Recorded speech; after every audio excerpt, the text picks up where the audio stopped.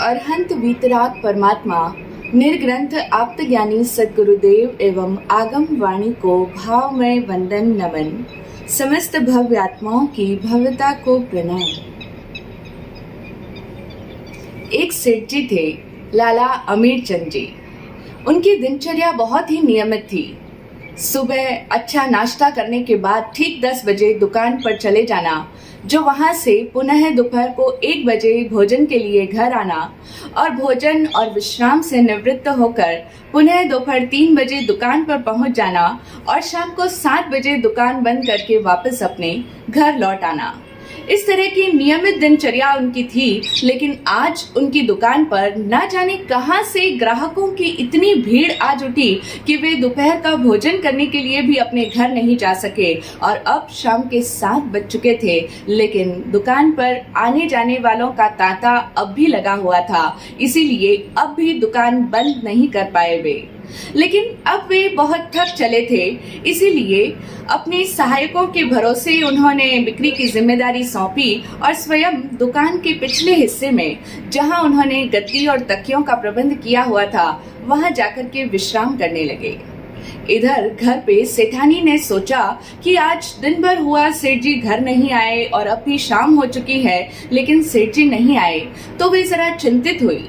उन्होंने अपने घरेलू नौकर चंदू को दुकान पर सेठ जी की खैरियत पूछने के लिए भेजा, तो उनकी नन्ही बिटिया ममता भी दुकान पर पिताजी से मिलने जाने के लिए मचलने लगी। विवश होकर सेठानी को अपनी उस 5 वर्षीय नन्ही ममता को भी नौकर के साथ में दुकान भेजना पड़ा।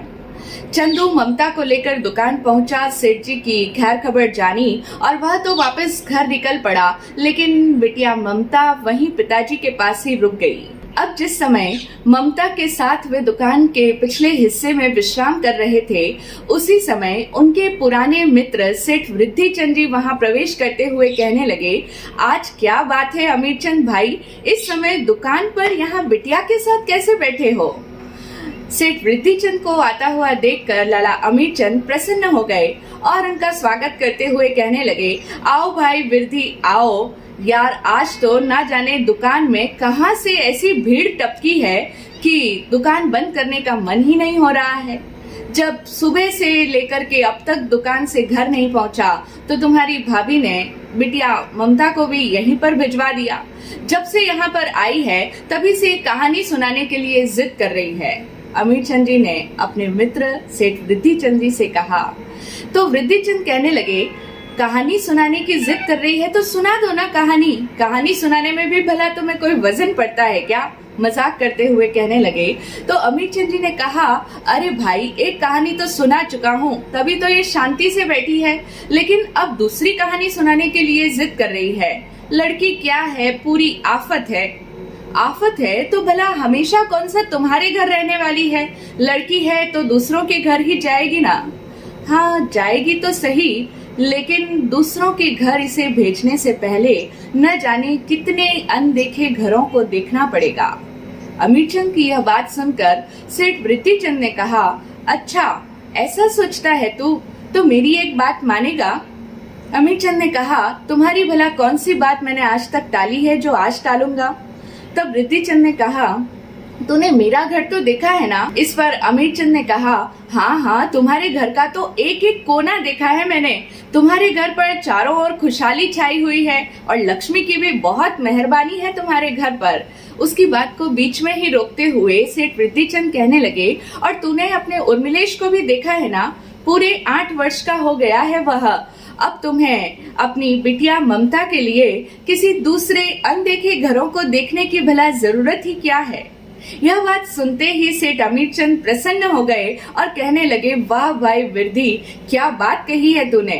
अपने उर्मिलेश और ममता की जोड़ी तो खूब जमेगी। और फिर ये कहते कहते अपनी नन्ही बिटिया ममता की ओर देखकर अमीरचंद कहने लगे, क्यों बेटा, तुम्हारी शादी कर दे? ममता ने कहा, हाँ कर दो पिताजी। बड़ा चहक कर ममता ने जवाब दिया, लेकिन तुरंत ही वह बोल पड़ी, लेकिन मेरी एक शर्त है पिताजी, आप मुझे घोड़ी पर बिठाएंगे ना शादी वाले दिन? अमीरचंद और सेठ वृद्धिचंद कुछ कहते उससे पहले ही पिता का हाथ पकड़कर ममता फिर से कहने लगी कि पिताजी, आप मेरी शादी कब कर रहे हैं फिर? तो कहेगी जब ही कर देंगे बेटी। पिता के ऐसा कहने पर ममता कहने लगी, तो फिर आज ही कर दो ना पिताजी। ममता की ये बातें सुनकर लाला अमीरचंद और सेठ वृद्धिचंद दोनों ही हंसने लगे, लेकिन तुरंत ही हंसी के माहौल में अपना चेहरा गंभीर बनाते हुए अमीरचंद यानी ममता के पिता कहने लगे, आज तो नहीं करेंगे बेटी, विवाह का पहले कोई अच्छा सा मुहूर्त निकलवाएंगे और फिर 1 महीने के भीतर तुम्हारा विवाह कर देंगे। बिटिया से ऐसा कहने के पश्चात सेठ वृद्धिचंद की ओर देखकर कहने लगे, क्यों, यह ठीक रहेगा ना? सेठ वृद्धिचंद ने कहा, जैसी तुम्हारी इच्छा हो भाई। लेकिन फिर कुछ सोचते हुए आगे कहने लगे, लेकिन अभी तो ममता बहुत छोटी बच्ची है ना। अरे छोटी बच्ची है तो क्या हुआ? अमीरचंद ने कहा, हमारे यहाँ पर तो बाल विवाह की परंपरा शुरू से ही रही है, और फिर याद करो तुम्हारा और मेरा विवाह भी तो 7 वर्ष में हो गया था, और अभी ममता का विवाह करेंगे तो कौन सा कि उसे ससुराल ही भेज देंगे, बड़ी होगी जब ससुराल रहने के लिए आएगी ना। तब वृद्धिचंद ने कहा, हाँ बात तो तुम्हारी ठीक है, तब फिर और क्या सोचने की बात है भला। कल ही मैं तुम्हारे यहाँ दस्तूर भिजवाने की व्यवस्था करता हूँ और पंडित जी को बुलाकर अच्छा मुहूर्त निकलवा देता हूँ। सेठ वृद्धिचंद और पिता अमीरचंद की ये बातें वह नन्ही ममता कुछ समझ तो नहीं पा रही थी, लेकिन हाँ अपने बड़े बड़े नेत्रों से कभी अपने पिता की ओर तो कभी आगंतुक उनके मित्र की ओर देखे जा रही थी। अब लाला अमीरचंद जी ने पंडित को बुलाकर विवाह का शुभ मुहूर्त निकलवाया और बड़े ठाट बाट के साथ अपनी 5 वर्ष की लाडली ममता को 8 वर्ष के उर्मिलेश की दुल्हन बनाकर अपने यहाँ से विदा कर दिया। एक दिन अपने ससुराल में रहकर वहाँ के रस्मों रिवाज पूरा करने के बाद नन्ही ममता भी पुनः अपने पिता के घर आ गई, और नन्ही ममता उस समय ये नहीं जान पाई थी कि ये विवाह क्या होता है, क्यों किया जाता है, और न ही उर्मिलेश को यह ज्ञान था कि विवाह का उद्देश्य क्या होता है। व्यक्ति के जीवन में शुभ और अशुभ दोनों ही कर्मों का संचय होता है। जब उसके शुभ कर्मों का उदय हो रहा होता है, उस समय में यदि व्यक्ति प्रेम, शांति, सदाचार और सद्भावना पूर्ण जीवन जिए तो वह अपने आगे आने वाले भविष्य के लिए अच्छा सृजन कर लेता है। और यदि इसके विपरीत छल कपट, धोखाधड़ी, बेईमानी, झूठ साँच, ईर्ष्या करना, दूसरों के प्रति जलना, क्रोध करना, लोभ लालच करना, इस तरह के दुर्भावनाग्रस्त विकारी भावों में जीता है, तो वह अपने लिए आगे वैसी ही किस्मत बना डालता है, और फिर उसकी किस्मत की किताब के अगले पन्ने में उसके लिए क्या खुलेगा यह तो बस समय ही जानता है। अभी तो लाला अमीरचंद और सेठ वृद्धिचंद दोनों के ही पुण्यवानी का उदय चल रहा था, इसीलिए उनके घर में भी सुख और शांति थी और व्यापार भी रात दिन प्रगति कर रहा था। लेकिन इसी समय जब उर्मिलेश और ममता का विवाह हो गया तो सेठ वृद्धिचंद ने अपने व्यापार को और अधिक बढ़ाने का सोचा। इसके लिए उन्हें अपना नगर छोड़कर परदेश जाना था, तो वे अपनी पत्नी और उर्मिलेश को लेकर अब परदेश चले गए। वहां जाकर के उन्होंने अपने व्यापार का खूब विस्तार किया और बड़ी मेहनत से काफी सारा धन कमा लिया। लेकिन अब 8-10 बरस हो चुके थे और अब उन्होंने पुनः अपने शहर आने की सोची। अब जब वे पुनः अपने शहर आने की तैयारियां कर रहे थे, उस समय तक उनका वह शुभ कर्मों का संचय समाप्त हो चुका था और उनकी किस्मत का अगला पन्ना जरा अलग तरह से खुल रहा था। आधे रास्ते तक जब वे पहुंचे तो समुद्र में बड़ा जोर से तूफान उठा, ऐसा तूफान जिसने पूरे समुद्र को कंपा दिया, और उसी तूफान की चपेट में उनका समुद्री जहाज भी आ गया। पुराने जमाने में अधिकांशतया समुद्री यात्राएं ही हुआ करती थी, तो वे जिस जहाज के अंदर अपना पूरा 10 वर्ष की मेहनत की कमाई इकट्ठी करके ला रहे थे, वह जहाज तूफान की चपेट में आ गया और उस तूफान ने उनके 10 वर्षों के मेहनत से कमाए हुए धन को और जमा पूंजी को तो डुबोया सो डुबोया ही, उनकी अर्धांगिनी से भी वे हाथ धो बैठे। किसी तरह पिता और पुत्र बचते बचाते एक पटिए के सहारा पाकर के किनारे पर आकर लगे। 1 घंटे पहले का अरबपति सेठ अब पूरी तरह से कंगाल बन चुका था।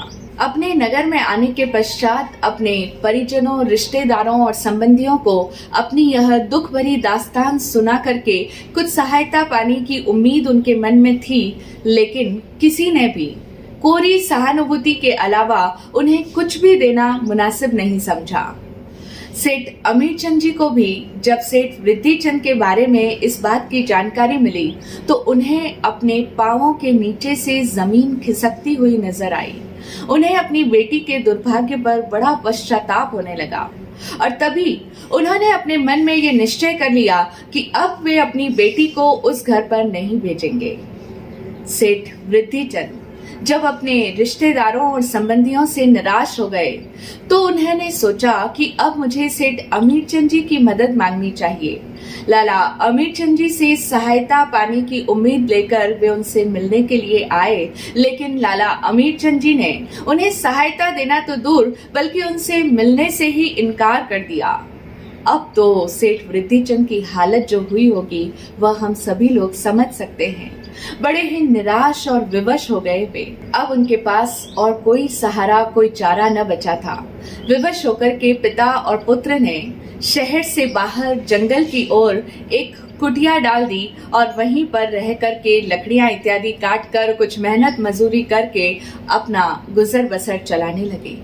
जब से लाला अमीरचंद ने सेठ वृद्धिचंद की कंगाली की बात सुनी थी, तभी से वे तो ममता के लिए दूसरा लड़का तलाश करने में जुट गए थे। तब की 5 बरस की नन्ही ममता अब 16 वर्ष की जवान हो चुकी थी और अब उसे अपने उस बचपन में हुए विवाह का कोई होश नहीं था। उसे कोई याद भी नहीं थी कि बचपन में उसका विवाह भी हो चुका है। एक दिन ममता अपनी सहेलियों को साथ लेकर शहर से बाहर वन भ्रमण जाने का प्लान बनाती है और सहेलियों को साथ लेकर वह शहर से काफी दूर उस ओर ही निकल जाती है जहां पर सेठ वृद्धिचंद और उनके पुत्र उर्मिलेश कुटिया बनाकर रह रहे थे। यह तो अदृष्ट दैव का ही खिंचाव था कि ममता अपनी सखियों के साथ वहीं उसी स्थान पर पहुंच जाती है और जब वो पिता और पुत्र की ऐसी दयनीय हालत को देखती है तो उसे उन पर बड़ी तरस आती है। अभी वह नहीं जानती थी कि ये लोग कौन हैं, लेकिन शायद उसकी नियति ही उसे वहां खींच लाई थी और वह उन वृद्ध सज्जन के निकट बैठ गई। प्यार और सहानुभूति पूर्ण ममता के शब्द सुनकर वृद्धिचंद अपनी राम कहानी उस ममता को सुनाने बैठ गए। ममता ने जब उनकी पूरी कहानी सुनी तो अब वह जान गई कि इन वृद्ध सज्जन की बहू कोई और नहीं बल्कि वह स्वयं ही है। अब यह बात जानकर उसकी आंखों में आंसू उभर आए थे और वह अत्यधिक भाव विभोर हो चुकी थी। अब वह अधिक समय तक स्वयं को उनसे छिपा नहीं सकी और बोल पड़ी कि लाला अमीरचंद जी की पुत्री मैं ही हूँ पिताजी। फिर स्वयं को संभालते हुए कहने लगी, मैं इस बारे में पिताजी से बात करूंगी। अब ममता मन ही मन सोचने लगी कि जीवन में एक ही तो बार लड़की का विवाह होता है। जब पिताजी ने मेरा विवाह सेठ वृद्धिचंद जी के लड़के के साथ कर दिया था तो फिर अब वे मेरे लिए दूसरे वर की तलाश क्यों कर रहे हैं। अब तक तो खैर मैं धोखे में रही, लेकिन अब मैं पिताजी से साफ साफ कह दूंगी कि पिताजी आपने मेरा विवाह जिनके साथ किया है मैं जीवन भर उन्हीं के साथ रहूंगी। ममता को इस तरह गहरे सोच विचार में डूबा हुआ देखकर वृद्धिचंद जी कहने लगे, जो कुछ हुआ उसे सपना समझकर भूल जाओ बेटी। अब तो जो तुम्हारे पिताजी कहें वैसा ही करना। इसे सुनकर ममता कहने लगी, नहीं पिताजी, अब मैं अपने अतीत को नहीं भूल सकती और वैसे भी विवाहित जवान बेटी को अपने पिता के घर ज्यादा दिन तक नहीं रहना चाहिए। फिर कुछ सोचकर उनसे कहती है कि इसी महीने अक्षय तृतीया पर मेरे भाई की बारात जानी है, तो आप भी मेरे भाई के विवाह में सम्मिलित होइए पिताजी। हमें भला कौन बुलाने वाला है बेटी, गहरी सांस छोड़ते हुए वृद्धि चंद जी ने बुझे बुझे शब्दों में जब ये कहा तो ममता ने कहा, मैं आपको निमंत्रित करूंगी पिताजी, और जब आप वहां आ जाएंगे तो भाई की बारात जाने के बाद में मैं भी आपके साथ में यहाँ चली आऊंगी। ममता ने तो खुशी खुशी अपने मन की बात प्रकट कर दी, लेकिन वृद्धि चंद जी कहने लगे, कौन जानता है बेटी भगवान को क्या मंजूर है। दूर अपना काम कर रहे उर्मिलेश ने जब अपने पिता को किसी लड़की के साथ बातचीत करते देखा तो अपना काम छोड़कर वह भी उनके निकट आ गया। जैसे ही उर्मिलेश समीप आया, वृद्धि चंद ने अपने पुत्र उर्मिलेश से सारी बात कह डाली, जिसे सुनकर उर्मिलेश कहने लगा, नहीं पिताजी, वहां जाकर हमें अपमान के सिवाय और कुछ भी नहीं मिलेगा। इस उर्मिलेश की इस बात को सुनकर ममता कहने लगी कि नहीं, इस बार ऐसा नहीं होगा, और फिर इस बार मैं आपके साथ हूँ तो आपको चिंता करने की क्या आवश्यकता है। ममता की ये दृढ़ता भरी बात सुनकर उर्मिलेश कुछ सोचते हुए कहने लगा, तो फिर ठीक है, लेकिन वहां पर मैं अकेला ही आऊंगा। उर्मिलेश की ये बात सुनकर ममता को सांत्वना मिली। अब ममता अपने पति और ससुर से मिलकर मन ही मन प्रसन्न तो थी, लेकिन साथ ही अपने भावी जीवन को लेकर कुछ चिंतित भी थी। इस तरह अपने मन में ये मिक्स्ड फीलिंग को लेकर के मिले जुले अनुभवों के साथ में वो अपनी सहेलियों के साथ पुनः अपने घर लौट जाती है। अक्षय तृतीया से कुछ दिनों पहले ही सेठ अमीरचंद के घर में उनके पुत्र के विवाह की तैयारियां शुरू हो चुकी थी। निमंत्रण पत्र भेजे जाने वालों की सूची में जब ममता ने अपने ससुराल वालों का नाम नहीं देखा तो अपने पिता से पूछ बैठी, पिताजी, इसमें मेरे ससुराल वालों का नाम तो है ही नहीं। तुम्हारी ससुराल कहाँ है बेटी? तुम्हारी तो अभी शादी ही कहाँ हुई है जो तुम्हारे ससुराल वालों को निमंत्रण भेजूं? सेठ अमीरचंद ने आश्चर्य प्रकट करते हुए ममता से पूछा। तो ममता ने कहा, अच्छा, तो आपने यह भी भुला दिया पिताजी कि आपने मेरा विवाह सेठ वृद्धि चंद जी के लड़के के साथ में किया था। अब वे गरीब हो चुके हैं, इसलिए आप उन्हें भूलना चाहते हैं, लेकिन आप मुझे अंधेरे में रखकर अच्छा नहीं कर रहे पिताजी। अच्छा, तो तुझे बचपन की उस बात का पता लग गया, लेकिन भूल जा उस बात को बेटी। वह तो हम पैसे वालों का महज एक खेल था। तेरे लिए तो अब मैं लड़के तलाश रहा हूँ। इनमें से जो तुझे पसंद आ जाएगा उसी के साथ तेरा विवाह कर देंगे। सेठ अमीरचंद ने ममता को भरमाने का प्रयास करते हुए कहा, जिसे सुनकर ममता कहने लगी, पिताजी, लड़की का विवाह जीवन में एक बार ही होता है। आपने चाहे धन वालों का खेल खेला हो या गुड्डे गुड्डियों का, मुझे सेठ वृद्धि चंद जी का लड़का ही पति रूप में मान्य है। अब मैं किसी दूसरे का वरण नहीं करूंगी, इसीलिए आप मेरे ससुराल वालों को निमंत्रण पत्र भिजवा दीजिए, जिससे वे भी भैया के विवाह में सम्मिलित हो सके। उन भिखारियों को अपने घर बुलाओ। ऐसा नहीं हो सकता बेटी। ममता की ये बात सुनकर सेठ अमीरचंद धन के घमंड में भरते हुए कहने लगे।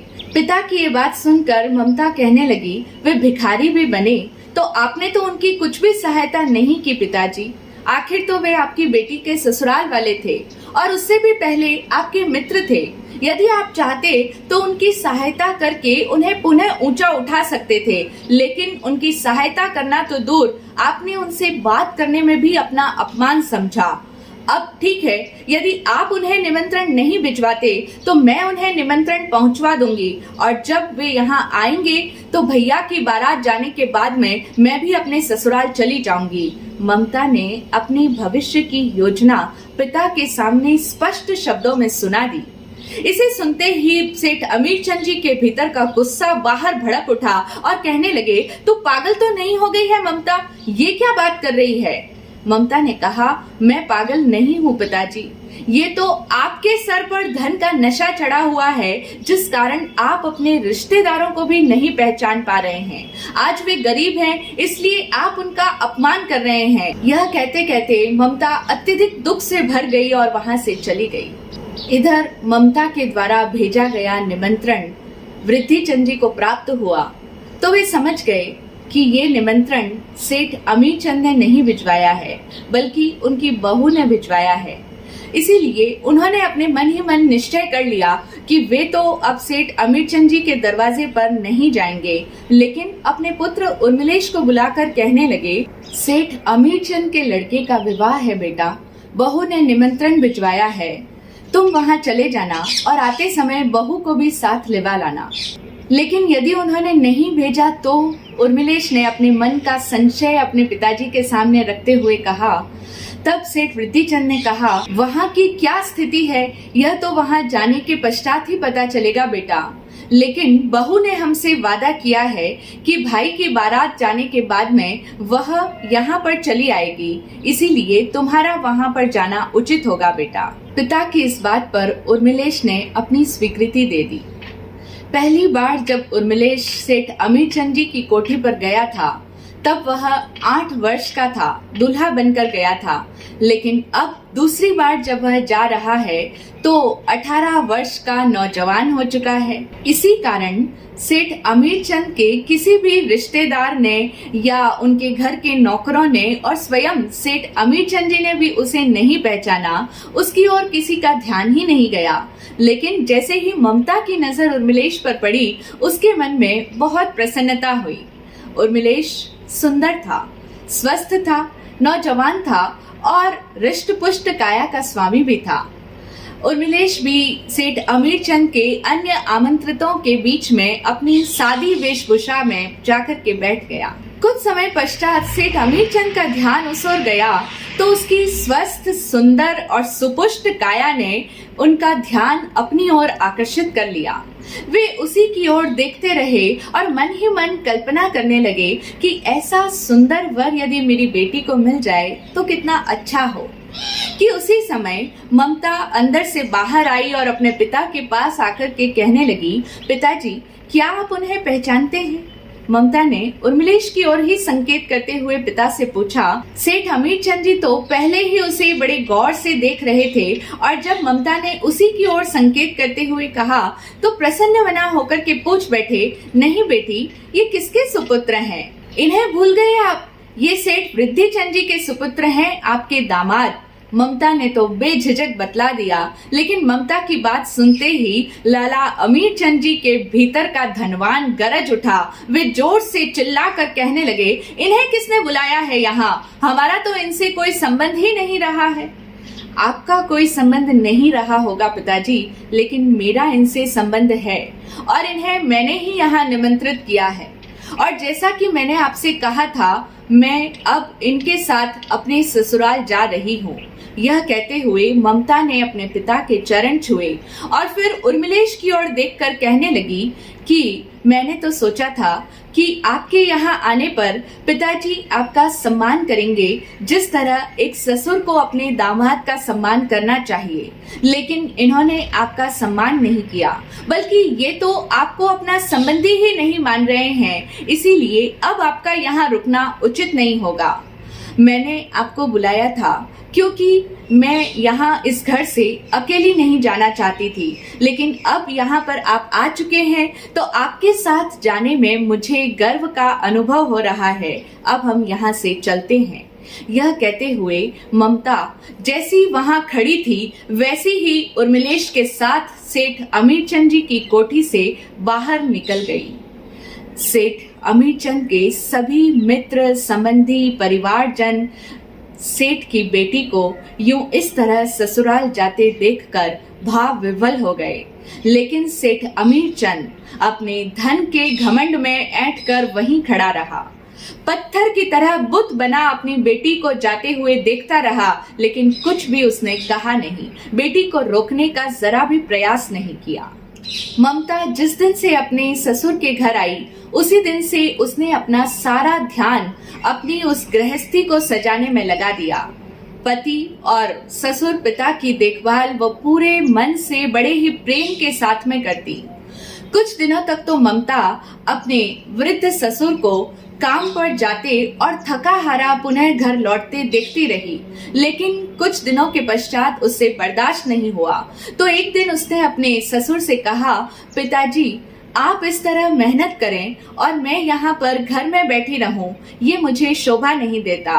मुझे अच्छा नहीं लगता कि आप दिन भर इतनी मेहनत करके थक हार कर घर आते हैं। इसीलिए कल से आप घर पर रहकर आराम कीजिएगा और आपके स्थान पर मैं कार्य करने जाऊंगी। ममता की ये बात सुनकर वृद्धि चंद ने उसे समझाया, बेटी तुम एक खुशहाल घर से आई हो, तुमसे ये मेहनत भरा काम नहीं हो पाएगा। इसे सुनकर ममता कहने लगी, पिताजी आप भी तो मेरे ही पिता के समान एक श्रीमंत सेठ थे।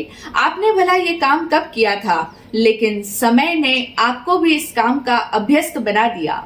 2-4 दिन में मुझे भी इस काम का अभ्यास हो जाएगा, फिर मुझे भी कोई कष्ट नहीं होगा। ममता की ये बात सुनकर वृद्धि चंद ने कहा, बात तो तुम्हारी ठीक है बेटी, लेकिन तुम मेरे घर की लक्ष्मी हो और मैं सोचता हूँ कि अगर मैं तुम्हें सुख नहीं दे सकता हूँ तो कम से कम तुम्हें कष्टों में तो न धकेलूं। ममता ने कहा, पिताजी सुख और दुख कोई किसी को देता नहीं है। सुख और दुख तो व्यक्ति की मानसिक सोच पर निर्भर करते हैं। हाँ, अनुकूलता और प्रतिकूलता व्यक्तियों को जीवन में अवश्य मिलती है, वो भी उनके अपने शुभ और अशुभ कर्मों के आधार पर। जब तक व्यक्ति के पुण्यों का उदय नहीं होता तभी तक व्यक्ति को ये प्रतिकूलता और कष्टों का सामना करना पड़ता है। जिस दिन से उसके पुण्यों का उदय होता है उसी दिन से उसके जीवन में सुखों का सिलसिला शुरू हो जाता है। इसीलिए पिताजी आप घर पर रहकर ही धर्म ध्यान में अपना समय बिताइए और फिर हमारे रहते हुए आपको किसी तरह का दुख या कोई कष्ट नहीं होना चाहिए, ये तो हमारा फर्ज है। ममता ने जब इतनी दृढ़ता के साथ में ये बात कही तो सेठ वृद्धि चंद जी मना नहीं कर पाए। अब अगले ही दिन से ममता घर का काम करने के पश्चात उर्मिलेश के साथ काम करने निकल जाती। घर का काम भी करती, बाहर का काम भी करती और इसी के साथ साथ अपनी धर्म ध्यान, जो सामायिक ध्यान, व्रत, नियम, तपस्या इत्यादि का उसका नियम था, वह भी करती। और सबसे बड़ी बात कि उसके इस घर में आने के पश्चात जो इन तीनों के बीच में एक प्रेम का, शांति का, सद्भावना का जो माहौल बन गया था, उसे देख करके वृद्धि चंद जी के दिल में बड़ा ही सुकून का अनुभव होता था। अगर गरीबी के समय में भी घर में चैन बना रहे, घर के सभी सदस्यों के बीच में प्रेम हो, शांति और सद्भावना का माहौल हो, तो वह गरीबी भी ज्यादा कष्ट नहीं देती। इसके विपरीत कई धनवानों के घरों में घर में 3 सदस्य होने के बावजूद भी आपस में एक दूसरे के प्रति प्रेम का, सौहार्द का, सामंजस्यपूर्ण संबंध नहीं होता। आपस में मनों में बहुत अधिक दूरी रहती है और इसी कारण से ना तो उनके मन में शांति रहती है और ना ही उनके घर का वातावरण सुखद रह पाता है। किंतु वृद्धि चंद इस दृष्टि से सुखी थे।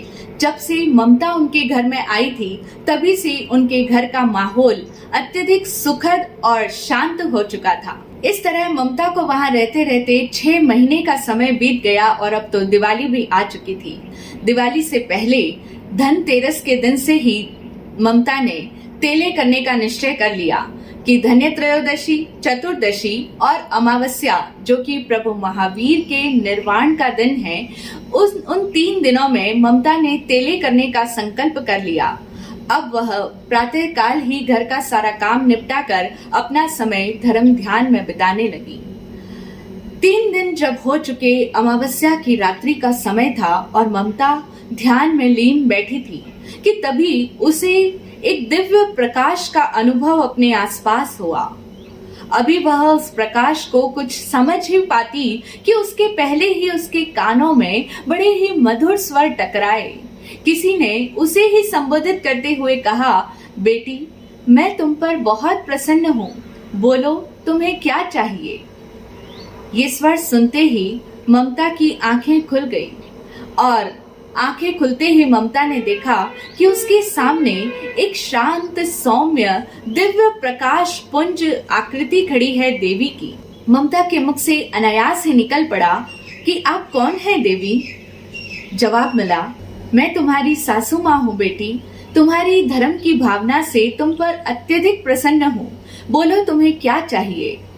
ममता यह सुनकर कहने लगी, आपके आशीर्वाद से मैं बहुत सुखी और संतुष्ट हूँ माता। मैं बस इतना ही चाहती हूँ कि हमारे घर के सभी सदस्यों में हमेशा प्रेम, शांति और सद्भाव भरा रहे। किसी के भी मन में किसी के प्रति कोई दुर्भावना का जन्म ही ना हो।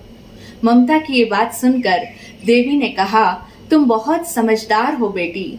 जिसके हृदय में सबके प्रति सद्भावना का वास है, उसे किसी भी चीज की कोई कमी नहीं रह सकती है।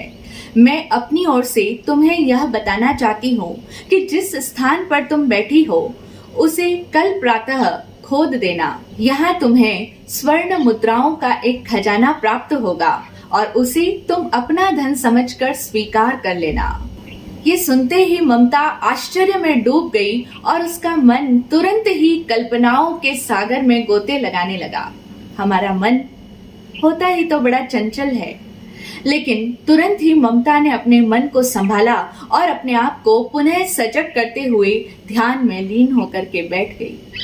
प्रातः काल होने पर ममता ने तेले का पारना किया और जब उर्मिलेश काम पर जाने लगा, उसकी ओर देखा तो ममता ने कहा कि आज आपको काम पर जाने की आवश्यकता नहीं है। इसके बदले आज हम एक दूसरा काम करेंगे। उर्मिलेश जिज्ञासा से भरकर ममता से पूछने लगा, दूसरा कौन सा कार्य करना है आज हमें? तब ममता ने बताया कि आज हमें इसी स्थान की खुदाई करनी है। ये कहते हुए वह कोने में पड़ा हुआ फावड़ा लेकर वहां आ गई। उर्मिलेश ने पूछा कि लेकिन इस स्थान की खुदाई करने पर हमें भला क्या मिलेगा? ममता ने कहा, क्या मिलेगा वह तो खुदाई करने के पश्चात ही ज्ञात होगा, लेकिन हाँ, दिन भर की मेहनत करके जो हमें प्राप्त होता है उतना हमें अवश्य मिल जाएगा, इतना मैं आपको विश्वास दिलाती हूँ। उर्मिलेश ममता की बात सुनकर वहीं उसी स्थान की खुदाई करने जुट गया। करीब 1 फुट तक की खुदाई उसने कर दी, मिट्टी को बाहर निकाल दिया और अब वह सुस्ताने के लिए बैठ गया। थोड़ी देर विश्राम करने के पश्चात उसने पुनः फावड़ा उठाया और जैसे ही फावड़ा वहां पर लगाया ही था कि तभी मिट्टी के साथ में 10-12 स्वर्ण मुद्राएं उछलकर बाहर आ गई। स्वर्ण मुद्राओं को देखते ही उर्मिलेश बड़ा ही प्रसन्न हो गया और बोल पड़ा, अरे यहाँ तो कोई खजाना दिखाई देता है। उर्मिलेश की ये बात सुनकर ममता मुस्कुराते हुए कहने लगी, खजाना होगा तो अपने आप बाहर निकल आएगा। आप जरा और खुदाई कीजिए, लेकिन ध्यान से, आहिस्ता आहिस्ता। उर्मिलेश ने थोड़ी ही खुदाई और की ही थी कि उसे वहां पर स्वर्ण मुद्राओं का खजाना नजर आ गया। अब स्वर्ण मुद्राओं के भरे उस खजाने को देखकर उर्मिलेश तो मारे प्रसन्नता के उछल पड़ा। यह देखकर ममता ने उर्मिलेश से कहा कि खुशी के मारे उछलते ही रहोगे या पिताजी को भी यह शुभ समाचार सुनाओगे? उर्मिलेश ने कहा, हाँ, यह तो मैं भूल ही गया। अब उर्मिलेश पिताजी को ये शुभ समाचार देने के लिए और उन्हें भी ये खजाना दिखाने के लिए वहां पर लेकर आ गया। जैसे ही सेठ वृद्धिचंद जी ने उस स्वर्ण मुद्राओं के खजाने को देखा तो अब उनके चेहरे पर जो प्रसन्नता झलक उठी, उस प्रसन्नता को देखकर ऐसा लगता था कि जैसे उनकी वर्षों की कमाई हुई मेहनत का धन जो समुद्र की अतल गहराई में समा चुका था, उसका सारा गम उनके हृदय से निकल गया हो। बेटी ममता की ओर देखकर वे प्रसन्न मना कहने लगे, बेटी, जब से तुम्हारे चरण इस कुटिया में पड़े हैं, तभी से इस घर में शांति और प्रसन्नता का वातावरण हो गया है और अब तुम्हारे धर्म ध्यान के प्रभाव से ये जो पहली दिवाली हमें फली है, ये हम सब के लिए महत्वपूर्ण दिवाली बन गई है। ये सब तुम्हारी धर्म भावना का ही फल है बेटी। ममता ने कहा, ये मेरा नहीं पिताजी, सब आपके ही पुण्य का प्रताप है। मैं तो बस इसमें निमित्त भर बनी हूँ। अब आप इस धन का उपयोग कीजिए और अपने व्यापार को पुनः शुरू कीजिए और अपने घर का निर्माण भी प्रारंभ कराइए और भूल जाइए कि आपने कभी कुछ खोया था। यदि व्यक्ति के भीतर हृदय में धर्म के प्रति आस्था हो और सबके प्रति प्रेम और सद्भावना भरी हो तो उसके जीवन में कोई कष्ट आ ही नहीं सकता। कष्ट आ भी जाए तो वह अधिक दिन तक ठहर नहीं पाता। यह कहानी भले ही पुराने जमाने की है, लेकिन इस कहानी में जो कहा गया, जो तथ्य है, वह आज भी उतना ही प्रासंगिक है, बल्कि उससे भी कहीं ज्यादा प्रासंगिक है, क्योंकि आज के युग में तो हमने पैसे पैसे को ही अपना भगवान बना दिया है। आज पैसा ही हमारे लिए सर्वे सर्वा है, सब कुछ है।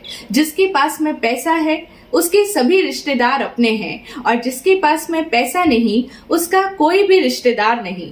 जैसा कि अभी हमने इस कहानी में सुना, सेठ अमीरचंद ने अपने धन के घमंड में भर करके अपने रिश्तेदार को भी अपना मानने से इनकार कर दिया, गरीब का अपमान कर दिया। इसी तरह से जिस समाज में धन की इतनी महत्ता हो और धन वालों को इतना सम्मान दिया जाता हो, उन्हें आंखों पर बिठाया जाता हो, उस समाज में यदि धनहीनों को, निर्धनों को अपमान की दृष्टि से, नीची दृष्टि से देखा जाता हो तो इसमें कोई बड़ी बात नहीं। यह तो सिक्के का दूसरा पहलू ही है। जो एक पक्ष में हम जब धन वालों को इतना अधिक सम्मान देते हैं तो स्वाभाविक सी बात है कि हम निर्धनों को कुछ भी नहीं समझते, निर्धनों का अपमान किया करते हैं और उन्हें हिकारत भरी नजरों से देखते हैं। आज के टाइम में तो सिर्फ धन वालों को ही पूछा जाता है, धन वालों की ही इज्जत है, धन वालों को सारी सुविधाएं मिलती है, सारी फैसिलिटीज, सारा सम्मान, सब कुछ धन वालों के लिए है। निर्धनों और गरीबों के लिए तो कोई सुविधा नहीं, कहीं कोई उनका सम्मान नहीं। इस तरह ये शिकायत करने वाले हम ही लोग जिस दिन धन वाले बन जाते हैं, जिस दिन हमारा भी धन के दृष्टिकोण से स्तर बढ़ जाता है, उस दिन हमारा भी अपने से नीचे जो धन की दृष्टि से हमसे हीन है, उनके प्रति हमारा नजरिया भी फिर कुछ ऐसा ही हो जाता है। जो शिकायत हम आज कर रहे हैं अपने से उच्च वर्गीय लोगों को देख करके, हमें लगता है कि हमें तो कोई फैसिलिटीज नहीं मिलती, सब कुछ धन वालों को ही पूछा जाता है, उन्हीं के लिए सब कुछ है, हमारे लिए तो कुछ भी नहीं था। वही कल हम भी करने लगते हैं जब हम भी धनवान बन जाते हैं। ये कटु अवश्य है किंतु सत्य है। हमारे दृष्टिकोण में कितना जल्दी परिवर्तन आ जाता है। जैसे ही हम भी धनवान बन जाते हैं, अब हम अपने से कम धन वालों को, निर्धनों को देख करके ये फील करने लग जाते हैं कि इन्हें भला क्या समझ, ये लोग तो बस ऐसे ही हैं। कई बार हम लोग कहते भी हैं ये छोटे लोग हैं, गरीब लोग हैं, इनकी नीयत साफ नहीं होती, ये लोग जरा जरा सी बात में चोरियां कर डालते हैं, इनका जरा ध्यान ही रखना चाहिए। और हमारे घर पर काम करने आने वाली बाई के बच्चों को देख करके, उन गरीब बच्चों को देखकर हमें लगता है कि ये भला क्या समझते हैं, इन्हें तो कुछ अकल ही नहीं होती है। जैसे कि सारी समझदारी, सारी अकल का ठेका तो सिर्फ धनवानों ने ही ले रखा हो। सारी शिक्षा क्या धन वालों ने ही पाई है? क्या कोई ऑटो रिक्शा ड्राइवर के बच्चे आईएएस आईपीएस नहीं बने? बहुत हैं ऐसे बच्चे जो गरीब परिवार से आते हैं, बड़ी मेहनत मजदूरी करके जिनके पिता ने अपने परिवार का पालन पोषण किया है, लेकिन उनके बच्चों ने भी बड़ी उच्च शिक्षा हासिल की है। लेकिन हम लोग बहुत तरह के नामों से लोगों का विभाजन कर देते हैं।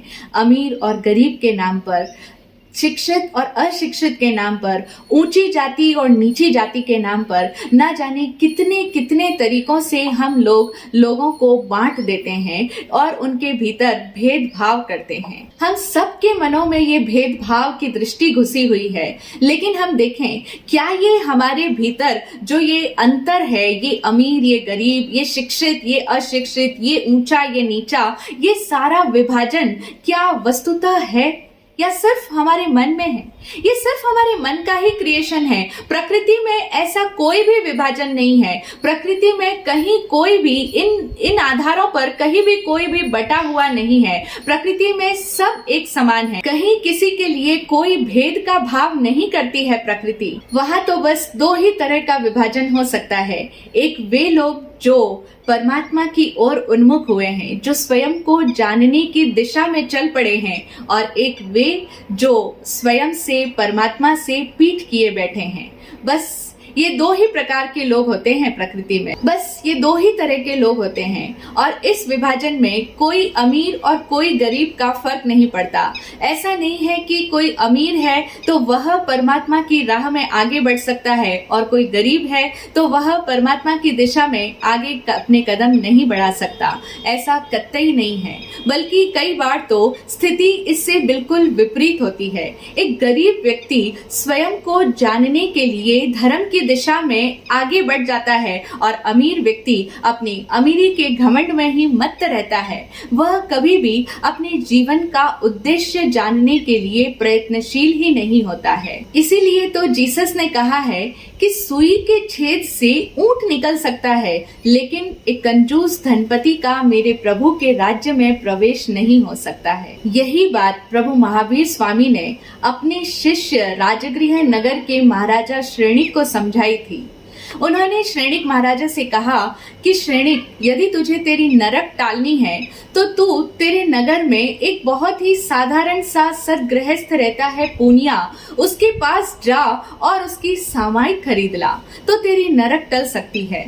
श्रेणिक महाराजा ने अपने प्रभु महावीर की ये बात सुनकर के सोचा कि प्रभु मुझसे कहते हैं कि मेरी ही नगर के एक सामान्य से व्यक्ति से कुछ खरीद कर लाना है, तो इसमें कौन सी बड़ी बात है। उसने पता लगाया तो उसे ज्ञात हुआ कि एक साधारण सा व्यक्ति रहता है जिसका नाम पूनिया है उसी राजगृह नगर में, जो कि मुश्किल से 2 वक्त की रोटी का गुजारा कर पाता है। इतना गरीब है वह, और उससे प्रभु महावीर ने कुछ खरीद कर लाने की बात कही है, तो पहुंच गए वे उसके घर पर और उन्होंने सोचा कि इससे वो सामायिक तो क्या, मैं इस पूरे व्यक्ति को ही खरीद लूंगा। श्रेणिक महाराजा का ये सोचना उनकी अपेक्षा से कुछ गलत भी नहीं था, क्योंकि जो धनवान हैं उन्हें ऐसा ही लगता है कि वो अपने पैसे के बल पर चाहे तो कुछ भी खरीद सकते हैं, इंसानों को भी खरीद सकते हैं। इंसान भी तो पैसे पर बिक जाते हैं। तो श्रेणिक महाराजा ने ये सोच रखा था कि पूनिया से उसकी सामाई खरीदना कौन सी बड़ी बात है। पूनिया से उन्होंने कहा कि प्रभु महावीर ने मुझे मेरी नरक टालने का उपाय बताते हुए कहा कि मैं तुमसे तुम्हारी सामाई खरीद लूं, तो तुम मुझे तुम्हारी सामाई बेच दो। बोलो तुम्हें तुम्हारी सामाई का क्या मूल्य दूं? तुम जितना चाहोगे, तुम जितना कहोगे उतना मुंह मांगा धन मैं तुम्हें दूंगा, बस तुम तुम्हारी सामाई का मूल्य मुझे बता दो। यह सुनकर पूनिया बड़ा हैरान हुआ। उसने कहा, प्रभु महावीर सामायिक बेचने की बात करते हैं, लेकिन महाराजा आप समझिए, ये सामायिक तो हमारे भीतर की अवस्था है, आत्म शांति की अनुभूति है। ये सामायिक कोई खरीदने और बेचने की वस्तु नहीं है, ये तो मेरे भीतर की आंतरिक अवस्था है। जब मैं सामायिक में बैठता हूँ तो वो शांति और संभाव की अवस्था का मैं अनुभव कर पाता हूँ। वो एक स्थिति है, वो कोई वस्तु नहीं कि जिसे मैं आपको बेच दूं। श्रेणिक महाराजा उसकी इस बात को समझ नहीं पाए। धनवान लोग इन भीतरी अवस्थाओं की बातों को भला कब समझने लगे। श्रेणिक महाराजा ने कहा, वो सब मैं नहीं जानता, बस तू तेरी सामायिक मुझे दे दे, किसी भी तरह से दे दे, क्योंकि भगवान महावीर ने यही उपाय मुझे बताया है। तब पूनिया ने कहा कि प्रभु महावीर ने बताया है तो आप उनसे ही जाकर के पूछिए कि सामायिक का मूल्य क्या है। कैसे मैं वो सामायिक आपको बेचूं, और जिस सामायिक को देने की वो बात करते हैं उसका मूल्य भी वे ही आपको बताएंगे। श्रेणिक महाराजा को समझ तो नहीं आया। बड़ी जद्दोजहद के पश्चात उन्हें भगवान महावीर की ये बात समझ आ पाई कि वो उन्हें ये समझाना चाहते थे कि ये सामायिक कोई बेचने की वस्तु नहीं है, और धन के बल पर हम किसी भी अवस्था को, जो भीतरी शांति है, जो आध्यात्मिक अवस्था है, उसे खरीदा नहीं जा सकता। क्योंकि श्रेणिक महाराजा अपने धन के अभिमान में चूर थे, राजा होने का गर्व था उन्हें, और वही अभिमान उनके भीतर से निकालना था। धन होने से कोई व्यक्ति मुक्ति का अधिकारी नहीं बन जाता, बल्कि कई बार तो धनवान लोग अपने भीतर की शांति और अध्यात्म से कोसों दूर रह जाते हैं। यही बात प्रभु महावीर श्रेणिक महाराजा को समझाना चाहते थे। धन का कोई महत्व नहीं है। यही बात तो राजसी ठाट बाट में पले राजकुमार वर्धमान ने और राजकुमार सिद्धार्थ ने अपने जीवन से हमें बताई है। यही बात सभी ज्ञानीजन हमें समझाते आए हैं कि धन की उपयोगिता सिर्फ इस जीवन को सुखद और सुविधा युक्त बनाने तक की ही है, इससे अधिक नहीं। लेकिन हम लोग धन के नशे में चूर होकर के अनेकों प्रकार के दुष्कृत्य कर डालते हैं और अपना आगामी जीवन भी बर्बाद कर देते हैं, नष्ट कर देते हैं। अब हम समझें, सम्मतम प्रार्थना का 7वां सूत्र हमें यही बात समझा रहा है कि किसी भी गरीब और फकीर की अवहेलना ना हो। यदि हमें अपने जीवन में सुख और शांति चाहिए, हमें अपने जीवन को सम्यक्त्वी बनाना है, अपने दृष्टिकोण को सम्यक बनाना है, तो हमें ये बात समझनी होगी कि हमारे जीवन में हमारे द्वारा किसी भी गरीब की अवहेलना ना हो, हमारे दृष्टि में कभी इस प्रकार का भेदभाव ना बसे और हम किसी गरीब को तुच्छ नजरों से ना देखें, उसे नीचा, छोटा या हल्का ना समझें। कभी हमारे द्वारा किसी भी गरीब का अपमान और तिरस्कार ना हो। यदि ये समझ हमारे हृदय में हर समय जागृत रह पाती है, तो ही हमारा ये जीवन और अगला जीवन सुधर सकता है और हमारे भीतर सम्यक दृष्टि का जन्म होगा। और हम सभी जानते हैं कि सम्यक दृष्टि ही धर्म की नींव है, धर्म की आधारशिला है। हम सम्यक दृष्टि होंगे तभी हम मुक्ति के लिए एलिजिबल हो पाएंगे।